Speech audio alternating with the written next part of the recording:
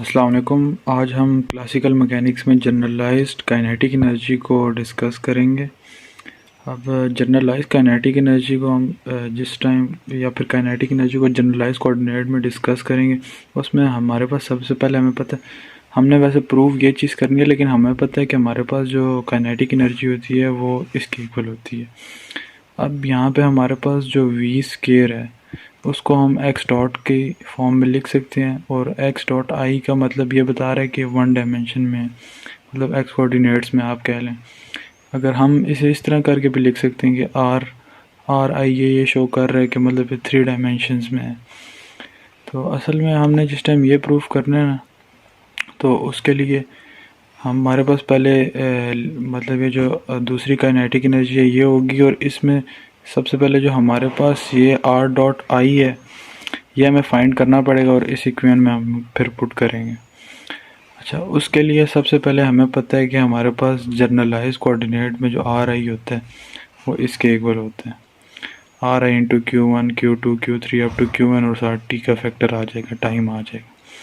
अब हम इसका अगर डिफरेंशियल लेते हैं तो हमारे पास डिफरेंशियल क्या आ जाएगा, D R I is equal to partial derivative of R I partial derivative of Q1 differential of Q1 up to इसी तरह करते करते Qn तक, साथ ही D partial derivative of R I divide by partial derivative of T into differential of time.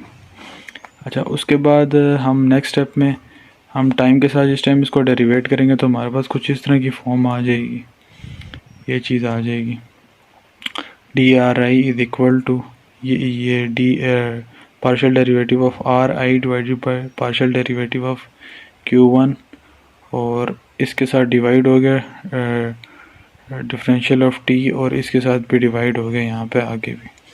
अच्छा, अगर हम यहाँ पे समेशन लगा दें, समेशन जे हमें ये बता रहा है कि जनरलाइज ऑल कोऑर्डिनेट्स के लिए, तो समेशन जिस टाइम हम लगा देंगे तो वो सारी इक्वेशन हमारे पास इस तरह से आ जाएगी।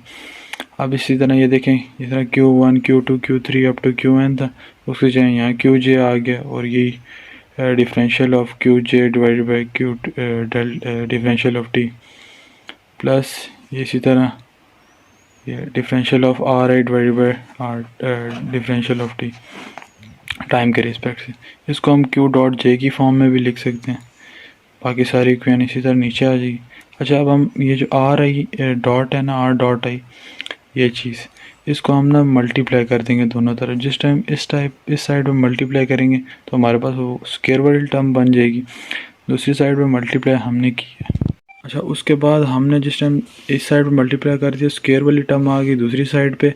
अब हमने यहाँ पे हमारे पास जे एज अ कॉन्स्टेंट लिया हुआ था, मतलब जे is equal to Q1 Q2 Q3। यहाँ पे हमने के लिख लिया, के भी हमारे पास Q1 Q2 Q3 इसी तरह सब के इक्वल है। अब हमारे पास हमने यहाँ पे मतलब इस सिस्टम को ना स्क्लेरोनोमिक सिस्टम कह दिया, जिसमें हमें पता है हमारे पास टाइम जो होता है वो क्या कहते हैं, ज़ीरो होता है, मतलब वो डिपेंड नहीं कर होता, टाइम पे डिपेंड नहीं कर होता ये सिस्टम। तो वो हमारे पास उस करने के बाद जिस टाइम हमारे पास टाइम ख़त्म हो गया, ज़ीरो की इक्वल हो गया, तो हमारे पास ये कोई इक्वेशन आ गया, इसको हमने थोड़ा सा अरेंज करके भी लिख ली है। उसके बाद हमने ये जो हमारे पास R I square R dot I square आ गया, इसको हमने वही इक्वेशन 1 जो हमारे पास टी की वैल्यू थी, ये वाली, इसमें पुट कर दी है, मतलब इसकी जगह। तो हमारे पास क्या आ गया, हमारे पास ये चीज़ आ गई है। अब हम मज़ीद इसे थोड़ा सा अरेंज करके लिख लेंगे, ये इस पूरी टर्म को अंदर करके लिख लिए, समेशन जे और के बाहर निकाल दिया, और Q dot J Q dot के बाहर निकाल दिया, इसको अंदर करके लिख दिया।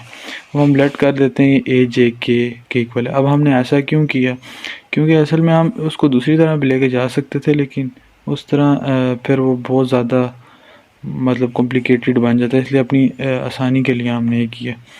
जब हमारे पास ये वाली चीज़ आ गई है इसकी एक सब कुछ करने के बाद, उसके बाद हमने पार्शियल डेरिवेटिव लेना है इसका with respect to Q dot L. जिस टाइम हमने पार्शियल डेरिवेटिव लिया तो हमारे पास ये देखें दूसरी साइड पे तो वही आ गया, यहाँ पे अभी ये यहाँ प्रोडक्ट रूल यूज़ हो रहा है। प्रोडक्ट रूल हमें पता है, डेरिवेशन का डेरिवेटिव करते हैं, प्रोडक्ट रूल यूज़ करते हैं, जो कि ये इक्वल होते हैं इसके एक बार मतलब फर्स्ट टर्म को इसी तरह लिखेंगे, सेकंड का डेरिवेटिव, फिर प्लस का साइन डाल के फर्स्ट टर्म का डेरिवेटिव दूसरी को इसी तरह लिखेंगे।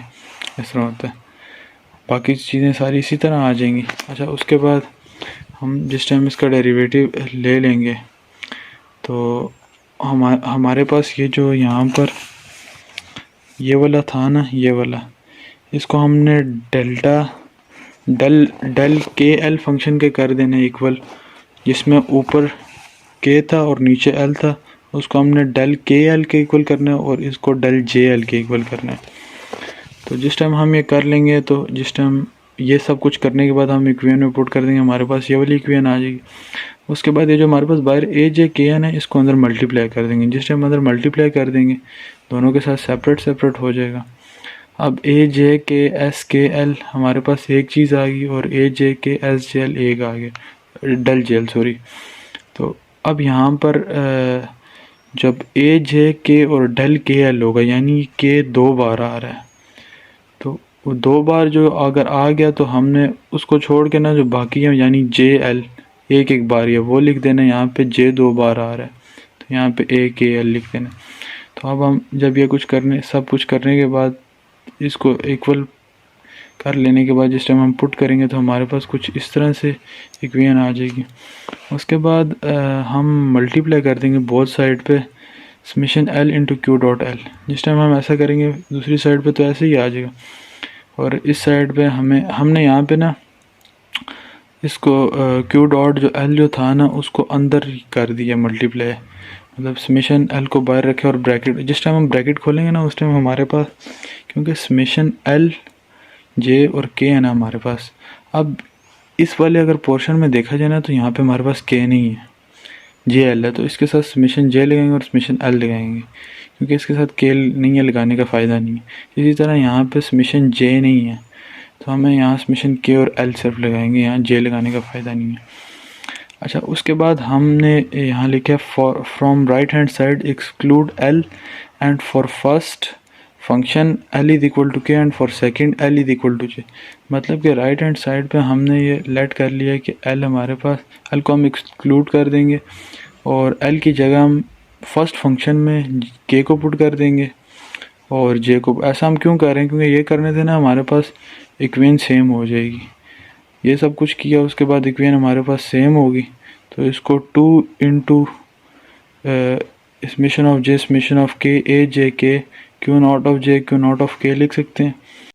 अच्छा, दूसरी टर्म हमारे पास बिल्कुल एज इट इज़ आ जाएगी और इस साइड पे हमारे पास ये 2 टाइम ये चीज़ आ गया, सारा फंक्शन हमारे पास आ गया, समेशन जे समेशन के ए जे के Q not of J Q not of के। अच्छा, उसके बाद अगर देखें ना हम ये वाला 2 को साइड पे करके ये वाली अगर चीज़ देखें तो ये हमने पीछे इक्वेशन देखी थी जिसको हमने इक्वेशन का नाम भी दिया था टी के इक्वल है। देखें ए जे के Q not of J Q not of के साथ समेशन जे के साथ, तो यहाँ पर भी सेम वही चीज़ है, तो इसको हम 2t लिख देंगे।